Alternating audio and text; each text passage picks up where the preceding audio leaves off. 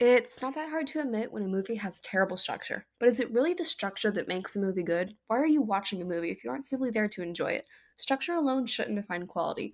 A movie doesn't need to follow traditional story arcs to be enjoyable or impactful. What makes one of my favorite pieces of media, Escape Room, released in 2019, a personal favorite of mine, is its fast paced action and constant layering of stories that connects together in the end, kind of like a jigsaw puzzle. I may be biased solely because I've done over 30 escape rooms myself, and escaped all, not to brag. From bank heists to basement kidnapping, zombie apocalypses to winter themed rooms, I've experienced the rush firsthand. However, we're not here to talk about my experience being locked in a room. We're here to analyze a film. The traps are what really highlight the tension, and right now my goal is to highlight to you why Escape Room is just one of those horror movies that works. It may not be structurally correct and may contain plot holes here and there that I haven't identified, but it's enjoyable and it works. To begin, a little backstory. I bet you'll never guess what a movie called Escape Room is about. Psst, people get trapped in rooms and have to escape. Groundbreaking, I know, but before we dive into Escape Room, let's take a quick step back and look at the genre that made it possible, the ever evolving world of horror. I'll try to keep it quick. Over the past few decades, horror has gone through some serious changes, from classic slashers like Scream to found footage like Hell House LLC, to elevated horror and psychological mind games like Saw. Even movies where the characters are drawn into the game, such as Truth or Dare, Would You Rather, or Ready or Not, fit this criteria as well. Escape Room fits snugly into a subgenre often referred to as puzzle horror, a type of suspense where survival depends less on brute force and more on cleverness, quick thinking, and unfortunately dramatic backstories, as many movies do.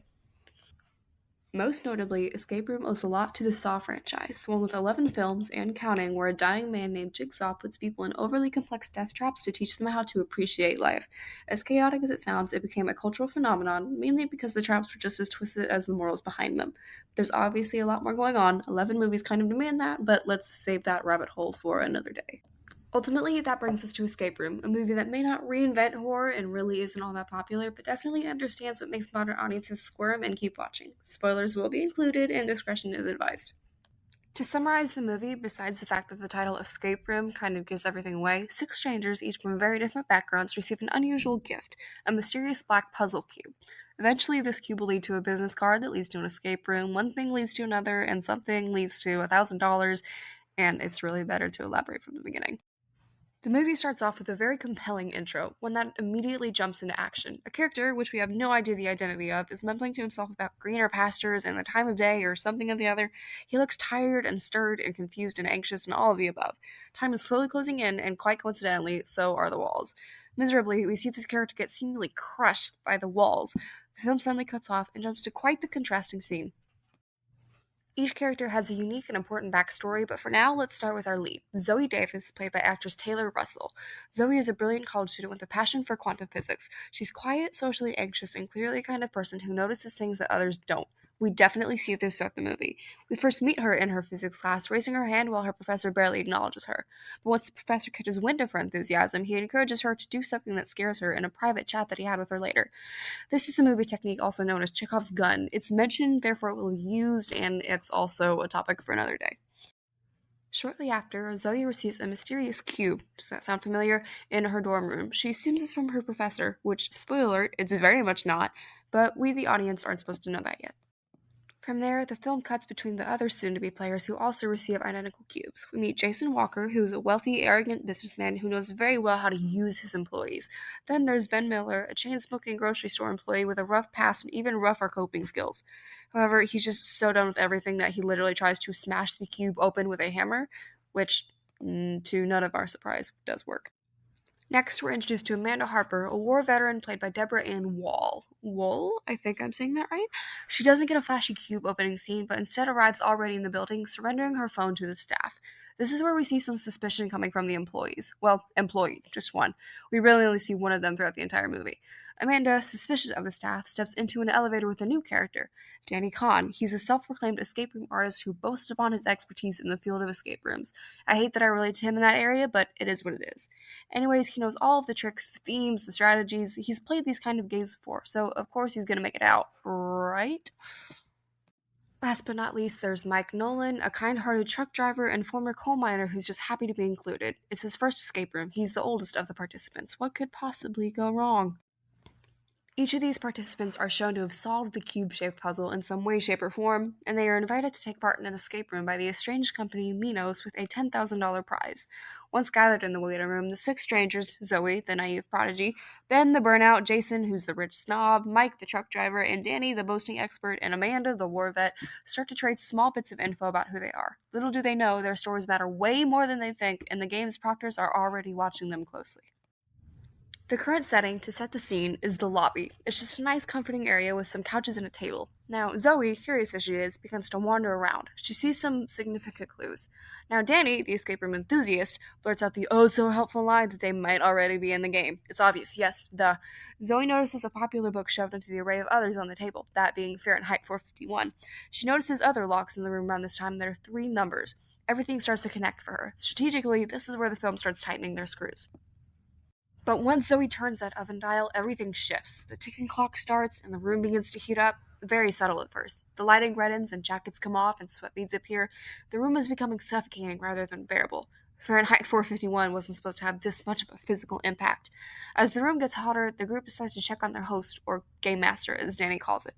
They open the door in search of help, forcefully, only to find a doll practically resembling Annabelle in place of their host, holding the phone with an automated recording that told them to wait for the rules. This is the ticking moment. It's the first domino that sets off the rest of that chain. The moment of realization when it comes to your typical horror movie. It confirms to the group that they aren't just in some game that will reward them with $10,000. It's that this game is real, and it's one that will literally cost them their lives if they don't hurry up.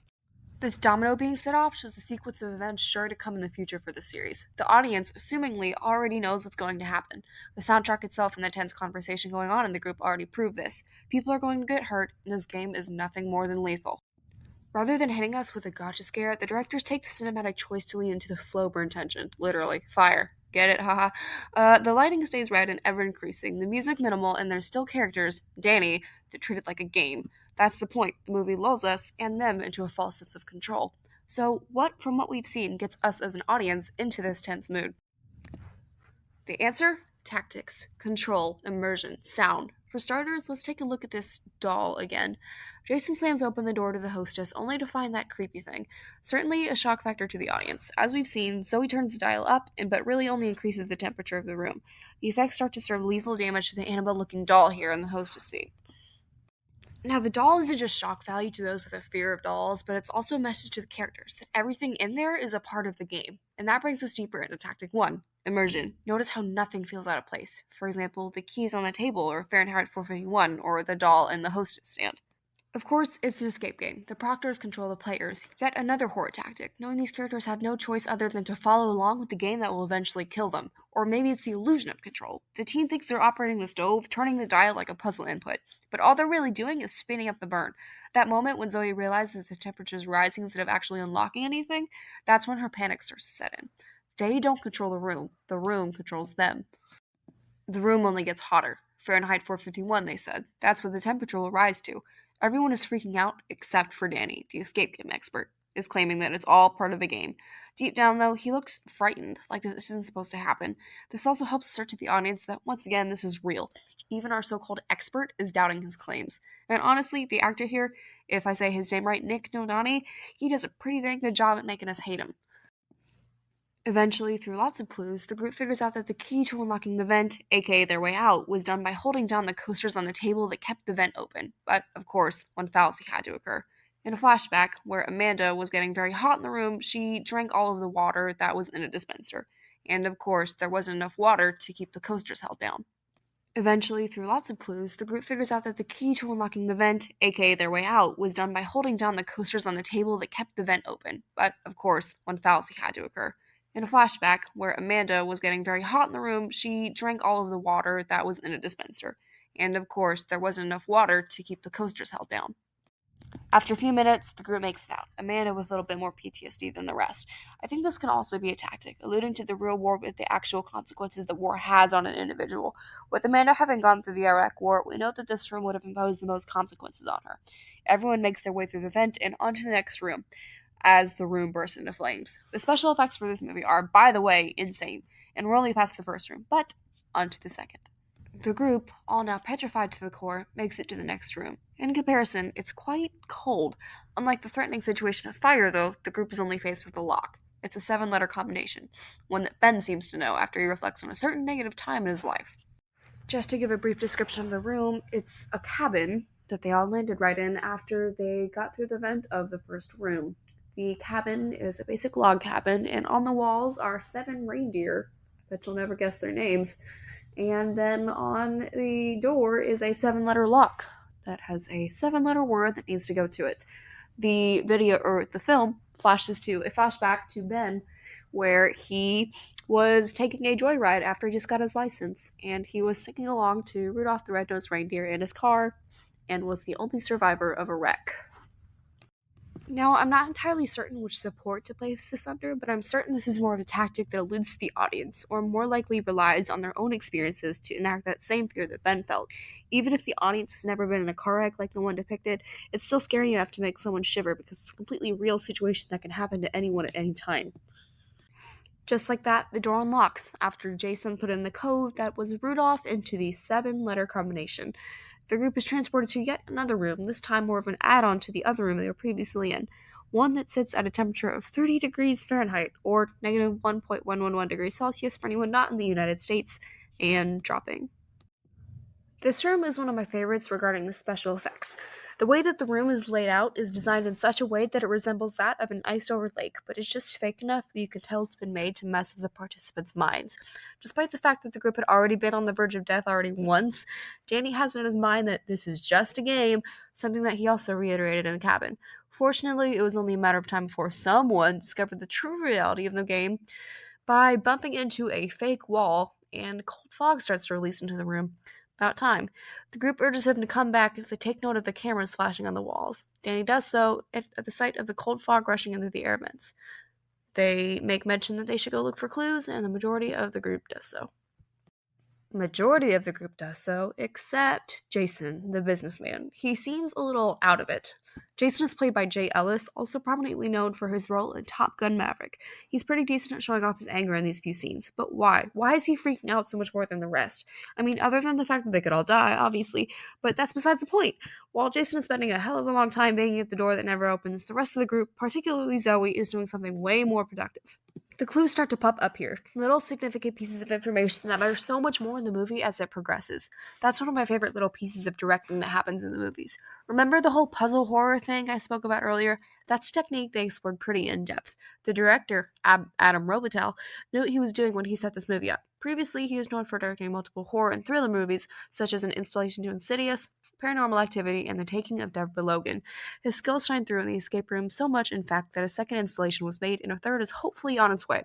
And by the way, the producer is Neil H. Moritz, who directed many installations of the Fast and Furious franchise. The main group finds a significant piece of information, one being a popular saying that true north is a lie. Amanda finds a red coat, Mike a fishing pole, and Zoe a compass. Jason starts rambling about hypothermia and goes even more into a craze than before. After following the compass regarding the true north is a lie statement, Zoe finds a statue of a polar bear before actively reaching her hand down its throat. Finally, she finds a magnet. The scene cuts to the rest of the group fishing down an ice hole. Jason gives a backstory to his fear of the cold, something we see signified by the red jacket he continues to eye. There's something he's not mentioning. The group seems to fish up a giant ice block with a key in it. In an attempt to break it, they bash it up against a wall, but it doesn't work. So they send Danny off to find Ben's lighter he uses to smoke in order to melt it. They find out the consequences of that real fast. Whenever Danny manages to walk over the ice to Ben's lighter, he steps on a crack in the ice and gets sent flying under it. Danny drowns. He's shoved under the ice, and, well, there's nothing they can do about it. Danny is gone. Blames are thrown around, primarily at Ben, who's the drug addict, played by Lewis Miller, who somehow manages to throw his lighter at the one spot Danny had drowned in. Finally, we're getting into our characters after that argument. Taylor Russell, portraying Zoe as her shy yet intelligent and considerate self, is getting these characters across the rooms by taking the lead. There are some other beneficial characters too, as of right now, like Amanda, again played by Deborah Ann Woll, who's doing what she asked and is being so entirely cool while doing so. Mike Tyler Labine is doing a good job at portraying an innocent, middle-aged, helpless man, but the other actors, Logan Miller, Nick Dodani, and Jay Ellis, are advancing the story in a way that makes us dislike them. All horror stories need a factor that puts us, their audience, at a debacle. The smoker, the businessman, and the dead one aren't doing so much to root for our appreciation, and even more so, are succeeding and failing to advance the group to their next room. So far, the actors are effectively embodying their stereotypes, playing a bunch of characters who don't align with each other, which logically will lead to conflict. Hint, hint. Yay, teamwork, but of course, Jason has to go and ruin it with his knowledge about hypothermia. Again. After an extended period of warming the ice, which is presumably an hour, the key finally appears out of the middle of the block. A confused Jason struggles to reach it and exerts all of his effort to get to the door. Simultaneously, the group also fights their way forward as the ice cracks and explodes, threatening to drown them and bring them to the same fate as Danny's. And they all make it to the next room. Boring. No, I'm kidding. Ha. After an extended period of warming the ice, which is presumably an hour, the key finally appears out of the middle of the block. A confused Jason struggles to reach it and exerts all of his effort to get to the door. Simultaneously, the group also fights their way forward as the ice cracks and explodes, threatening to drown them and bring them to the same fate as Danny's. And they all make it to the next room. Boring. No, I'm kidding. Ha. The group shoots up into the air. Instead of freezing cold or to contrast heat, the new threat here is the height, and maybe the new goal is to find a doorknob to the exit above the group. Obviously, the room is upside down, so that kind of makes the whole ordeal just a little bit harder. The floors fall. The only thing that's left in the middle of the room is that grueling red foam that's literally hanging on by just a thread. So the characters are literally holding onto the side of the walls in order to stay on, kind of like the floor is lava. Back to Deborah Ann Woll's acting, her climbing skills are insane. She makes it to the lockbox at the top of the room, and Zoe ends up finding the answer to another puzzle by maneuvering her way across half of the room that has zero floor, which in turn gives Amanda the answer she needs. Remember that missing 8 ball earlier that was supposed to be the doorknob? They got it, but there goes Zoe as she falls off of the walls. Don't worry, she's not dead, she just got a little bit of a concussion, and we do get another flashback. In the flashback, we see Zoe on the ground of a plane, upside down as the result of a crash. Her mother has died, yet another relatable tactic placed in by the directors. I think this is another way to take a jab at the audience, considering that lots of people have a fear of planes, or much less a fear of heights. Hence the room. Hint, hint, totally not what we're getting at here. Amanda gets the code right after Zoe provides the answer. Again, Jesus, look at the strength she's got. They have the doorknob, the 8 ball, everyone starts to work their way up, but Amanda is still stuck all the way across the room. So she jumps and makes it, but there goes the ball, or the doorknob. And apparently her will to live, because she just willingly drops to the bottom of the building, which is like 10 floors. Anyways, after a brief moment of speculation, the group moves on to the next room, so not much to analyze here. Okay, this room took me for a spin the first time I saw it. I get queasy anytime I see anything related to hospitals. Anyways, this next room, one many call the poison room or hospital room, is up next. Like the others, I think this room could be seen as one of the reaching points towards the climax in the film. At this point in the movie, everyone finally gets a chance to grieve and reflect over Amanda's death and the reality of what they're experiencing. Anger unfolds, fights emerge, etc., etc., etc., and the groups get a chance to finally look around, finally understand what they've gotten themselves into and why this is happening, which is, for the story, a very important plot point for lots of horror films. For example, in Carrie White, that's not the movie name, and Carrie White, after realizing that she's been parentally neglected her whole life, or like the refusal of a cancer treatment for Jigsaw, or the maternal abandonment for the two ghost faces in Scream. Unless the character is killing for the hell of it, then the why aspect is a super important thing to consider. Our group starts to look around. After calming down from their arguments, they finally start to connect and share their experiences. Maybe we'll finally know what was going on with Jason. First up was Zoe, the only survivor of a plane crash where she was stranded in the jungle for a week.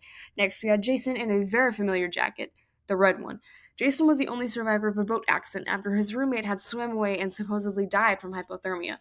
As you can tell, everything is starting to connect together here. The room's oddly similar to their experiences. I'll tell you which aligned with who in the end. Next up, we have Ben, the drug addict. We already know what happened there. He explained that he had just gotten his license and wanted to take his friends out on a joyride. He was the only survivor of his wreck. Last but not least, we have Mike. Mike was a coal miner, and he just managed to get into a cave explosion where he was the sole survivor, and his little brother died. He was trapped in a cave, and so his entire situation was just very claustrophobic. They, being Minos, remember the company that ran the place, they knew everything about them. These survivors that made it to the news and stuck them into these rooms together, dedicating each of their experiences to the function of the room. And together, they're finally starting to realize it. Due to them being in obviously a hospital, they see records, again, of those trauma experiences that each of these characters have faced in the past. Not only this, but Zoe finds files based off of Amanda and Danny, and files off of what they would have put in the newspaper, faking out what actually killed them in these escape rooms. Amanda, the sole survivor of an IED blast in Iraq, and Danny, keep this in mind, was the sole survivor of a carbon monoxide poisoning that killed the rest of his family except for him. Right as they determine what's going on, the timer starts counting down. Zoe decides to, at the wrong time, lock out instead of in, and she goes on a rampage about how they were watching Minos. Honestly, she wasn't entirely in the wrong, but it does cost her and the group time. In the end, it kills Mike, despite Jason saying that, oh, these defibrillators were how they revived me during my little hypothermia attack or whatever. Yeah, he puts the defibrillators onto Mike's chest multiple times, and it shocks him to death. It didn't work, and finally, Jason puts the monitors on himself. Instead of heightening his heart rate, he lowers his own heart rate instead of trying to test his limits. It opens the door. Ben and Jason both get out, leaving a deceased Mike and a deranged Zoe behind, who was still trying to, how do you put it? I guess break all the cameras so they can't watch anymore. Killing off two of the main characters. Oh my goodness. So this is the second to last room, and if this is a video essay, I would say that if you get dizzy easily or have epilepsy, then this is a warning, but it's not. So the next room is literally called the hallucination room. It's one of the most in-depth illustrations of psychological horror in the film. As the camera zooms out, we see the room. It almost resembles a fingerprint with the way that it looks and the colors, and it's got black markings on the walls and white markings. It's very weird. We get a good view of the room. The environment is very comforting, kind of, in a way. It's got soft lighting, vibrant neon on the walls, and lounge-like decor, making the eventual breakdown in their sanity all the more disturbing. Ben and Jason are clearly losing their minds due to all the death that's occurring, and everyone's getting lost, etc., etc., etc. Ben manages to get some information out of the businessman, Jason, who reluctantly admits that he killed his friend in an attempt to get the jacket, and he didn't just die of hypothermia. However, he later admitted to having hypothermia, which is what made him participate in those actions. What a story! All of a sudden, one of the walls turns into TV static. The entire room is basically now monochromatic. Both Ben and Jason grab onto the wheel-looking thing that's in the ground, and they both happen to, in this process, get some sort of fluid on their hands, which turns this fingerprint-looking room into that of a psychedelic trip experience. All of a sudden, the room seems to be going wonky, and it starts folding in on itself. Not literally, but due to the fluid, it's happening in their minds, like they're on some type of drug. There's a quote on the lid of the open wheel that says, "Feel free to leave, but you may want to note it's best to find the antidote." After a few more moments of letting that drug settle in, Jason seems to be getting into some lighter casual conversation, but that all goes downhill once Ben finds the antidote. It's kind of confusing as to how he got it, but after a little bit of searching and some YouTube comments, he apparently looked at the TV where it was watching both of them, and then he went to that vantage point, and there was the antidote, and yada yada yada, all this stuff. There's a whole lot of flashing lights in the scene, so good thing this is a podcast. They fight each other for the antidote, and at the peak of the film, we finally get the two final characters turned against each other, quite literally fighting for their own lives. I thought this was a pretty cool parallel. I really like how this room highlights the internal conflict between Jason's every man for himself mindset and Ben's save everyone belief system. It feels fitting that this is Ben's room, not just because the hallucinations reflect his past struggles with drug use, but also because the setup forces a moral dilemma. The single antidote challenges Ben's instinct to protect others, especially those that he feels loyal to for whatever reason. We see this with his connections with his friends before they died in the wreck. In this present case, that would be his dedication to Amanda, Zoe, and Mike, whom we've seen have been killed off. So keeping himself alive to go against Jason's killing of Mike really makes sense. It's like his revenge. It's like his revenge arc in a way. However, Jason's worldview, shaped by his willingness to kill his roommate to survive, stands in direct opposition to that. That contrast likely made it easier for Ben to choose his own survival over Jason's, despite his desire to die, especially with Ben knowing that Jason clearly wouldn't have hesitated to do the same. And with that, Ben manages to inject himself with the antidote. He slips through the sewer lid, finding himself in a room that was very familiar to the first one we'd seen in the beginning, leaving Jason behind and dead. And just like that, we have moved on to the last room. This, metaphorically, is one of the most representative rooms for death. I have to give credit here to some YouTube comments I browsed through. I realized some things I haven't even noticed before, but to the scene. So, in the final room, Ben ends up completely alone. It's designed like a fancy old study or library, but the longer he's in there, the quicker he realizes that this room places him on a much quicker timer than the others. This room is dedicated to Mike's past, and everything inside is like a symbol for death and regret. In this room, there's many metaphors for watching someone die. For example, the owl statue, the faces on the wall that are covered in blood, and even one of the clues saying to watch someone die. Even the paintings on the top wall all feature death in some way. There's a painting of a dead man in a room on the top left, a painting of a boy watching a dead body carried on TV who was wearing a Rudolph shirt, which alludes to his own wreck, where he was singing Rudolph the Red-Nosed Reindeer as he died. There is a painting of someone holding King Louis's head, also a reference to death, and an image of a hunter killing a tiger. The portrait for Point of Death taunts Mike that he was not able to see his son before he died. Spoiler alert, this is Mike's room. As I've said that already, you're about to find out why. There is a text on the top of the building labeled with the Latin phrase, I'm going to pronounce this wrong, Acta est fabula, as I've seen and translated, or in English, the play is over, with more text later revealing that says death conquers all. The room is a library, or moreover, an office study. The room contains numerous chess references, including a chessboard on the table and floor tiles resembling a chessboard. This alludes to the basis of chess, where conquering the opponent's pieces is the primary objective. There are a lot of references to the outside world, like a clue that says follow the light, aka sunlight to greener pastures or outside. It symbolizes that, just like Mike's backstory almost being buried alive in a cave, he needed to follow the light to escape. There are also butterflies all over the room, which hit that, like a butterfly, Ben needs to go into a cocoon state. And in his case, that ends up being the fireplace. He literally has to go through it to become free, just like a butterfly. And we already know what he's running from. The walls are slowly crushing himself. As the room starts to get smaller and smaller, as the walls cave in, starting to represent Mike's own trauma with the claustrophobic experience he had, Ben ends up shielding himself in the fireplace, as previously mentioned, his cocoon, in quotes I say. He's literally getting suffocated as he's trying to figure out the clues to get out of the dang place. The way out wasn't the glass roof and the ceiling that he was continually trying to hit, but rather through the fireplace. Or, as his hint mentioned, follow the light to greener pastures. Yeah. And he's out, and to our surprise, so is someone else. Zoe's out. We see her hand in a very small clip. Remember, if you didn't see them die, they're probably not dead. Ben is dragged into this fancy looking room and meets someone called the Game Master. That's what this all was to him. It was a game for rich psychos who bet on who dies. He tells Ben he's just the lucky one and then casually tries to kill him to keep everything quiet. And then all of a sudden, plot twist, oh my god, look who it is. It's Zoe. She came back to life after presumably putting on a gas mask to refrain from inhaling the carbon dioxide that was, just casually hanging around the hospital. With the power of friendship, that's a joke. They took down the Game Master. Just kidding. It wasn't friendship, it was a gun and a few bullets to the Game Master's head. To end the film, we flash forward a few months later. A still traumatized Zoe and Ben meet again, and Zoe's deep into conspiracy mode. When Zoe had previously went to the police, she did exactly what you'd expect someone in her shoes to do. She tried to report everything, the games, the deaths, the rooms, the people involved. But of course, no one believes her. The place where it all happened, it was gone, completely scrubbed away. She went down a spiral that finally allowed her to figure out a secret puzzle. Dr. Wu Tian Yu, which was a name that consistently appeared throughout all of the rooms, she figured out where the game is being built, because Dr. Wu Tian Yu stands for No Way Out if you rearrange the letters. She tells Ben that she wants to stop it. He hesitates for a second, but you can see it in his face that he's in. Just before the credits roll, we see the next room being tested. A plane simulation, passengers screaming, another deadly trap on the way. The second movie came out, I think, like 2 years ago. It was pretty good. I enjoyed it. So even though Zoe and Ben make it out, the horror doesn't really end. That's the point. The real monster in this movie is the system running the game, and it's still out there. We literally hear the new game master in the end credits mention in the end that he was so happy that Zoe had finally managed to get over her fear of heights. It perfectly set up the second movie, which, spoiler alert, there was no plane trap.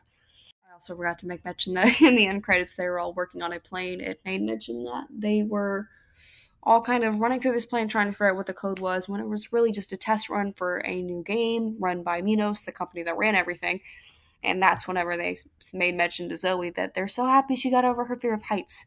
And then in the second movie, there was no plane trap, which was kind of disappointing. But yeah, ultimately, that's what Escape Room does really well in its horror department. It doesn't go for buckets of blood or classic monsters, but instead messes with your head. The rooms are themed around their real fears, their trauma, their falling, freezing, poisoning, burning, tight spaces. Every survivor has a connection to the room that they die in. Amanda was connected to the first room due to an explosion in the Iraq War. The second room was dedicated to Jason because of his hypothermia experience. Third, the upside down room was meant to reflect Zoe and her experience in a plane wreck upside down. The fourth, the hospital, was for Danny and meant to resemble his family being taken out by carbon monoxide poisoning. The hallucination room was meant for Ben to really put his use of drugs into perspective. Finally, the last room, the library, was meant for Mike to mock his experience being trapped in a cave with the rocks that had killed everyone else. That emotional layer makes it so much more intense than just running from something with a knife. Now, obviously, there are some flaws in the movie. There are some people that hate it, there's some that love it. It's got varying views. It's hard to perfect a horror movie. With that being said, let's look at three things that made this movie possible. Its support, or tactics per se, audience, acting, and directing. I primarily enjoy Escape Room because of its usage of psychological tension and production design to trap both the characters and the audience. The directing by Adam Robitel leans hard into sensory manipulation, where each room is designed to feel overwhelming in a different way. The camera work tilts, spins, or zooms uncomfortably close during very important moments, putting viewers in the same disoriented headspace as the characters. In the hallucination room, for example, the distorted camera adds genuine nausea and panic, not just for cameras but for the audience watching. Or in the suffocation room, where the camera gets constantly close to Ben's face to represent his frantic movements as he tries to focus on how to escape. The lighting and color palettes in each room are incredibly intentional, too. That's a fun thing to focus on, going from the deep red of fire in the first room to the cold blue of the second, to the fun rainbow aesthetic of the billiard room, upside down room, to the musty green atmosphere of a hospital that looks lifeless and is probably meant to represent said trait. Now, in terms of acting. In Hollywood, actors often fall into stereotype roles, taking on similar characters that fit certain molds. This repetition can make performances feel predictable and limit the range of their acting abilities. In Escape Room, however, the use of lesser known actors avoids this pitfall. By casting fresh faces, the film doesn't box the actors into preconceived roles. This allows them to bring something unique to their characters, avoiding the usual tropes seen in traditional horror films. The actors themselves have a rawness and authenticity in their performances that makes their fear and vulnerability feel real. Some people criticize the movie for its, as they put it, generic PG-13 language usage, which basically involves swearing, but I thought it was pretty well put together. Everyone has their own opinion, and that's okay. Anyways, the actors don't rely on past roles or expectations, which adds to the immersion. Most of them don't have experience in puzzle horror unless you're Logan Miller, the actor who plays Ben, who has acted in a hit movie called Would You Rather. Anyways, their ability to connect with the audience through genuine emotion and tension made their teamwork feel organic. Each actor brought their own strengths, whether it was the quiet intensity or their very loud outburst, as seen in the cold room where they all got into arguments, which made the chemistry between the characters natural and engaging. In the end, Escape Room isn't just a typical horror flick. It's a mind game, and it keeps you on edge by playing with your emotions as much as they're playing with the lives of these characters. It's a horror movie that leaves you thinking long after it's over about the metaphors it has, the messages they're trying to convey, and how it's different from your stereotypical horror movie. And really, that's just how it fits into today's horror genre.